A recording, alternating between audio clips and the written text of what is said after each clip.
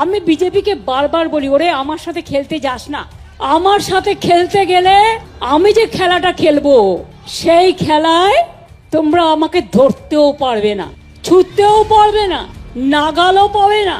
সারা ভারত সরকার বসে থাকো, সব এজেন্সি নিয়ে বসে থাকো, কোটি কোটি টাকা খরচ করো, টাকা গুজে গুজে দাও, টাকা নেবে লোকে, তোমায় ভোট দেবে না। কারণ তুমি 1 মাসের জন্য টাকা দেবে, আর 365 দিন চলবে কোত্থেকে? বছরের পর বছর চলবে কি করে? মানুষ কি চায়? জীবনের নিরাপত্তা, বাঁচার নিরাপত্তা, গণতন্ত্রের নিরাপত্তা, সম্পত্তির নিরাপত্তা, সন্তানের নিরাপত্তা, মা বোনেদের সম্মান। সম্মান না দাও, অসম্মান করতে চেয়েও না।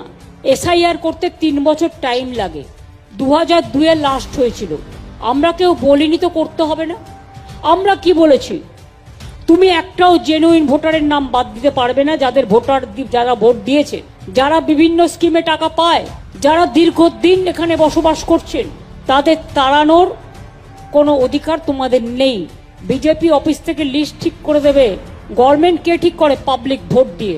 এখন সিস্টেমটাই পাল্টে যাচ্ছে দেখছি। ইলেকশন কমিশন ঠিক করবে, গভর্নমেন্ট কে ঠিক করবে? তা কখনো হয় নাকি?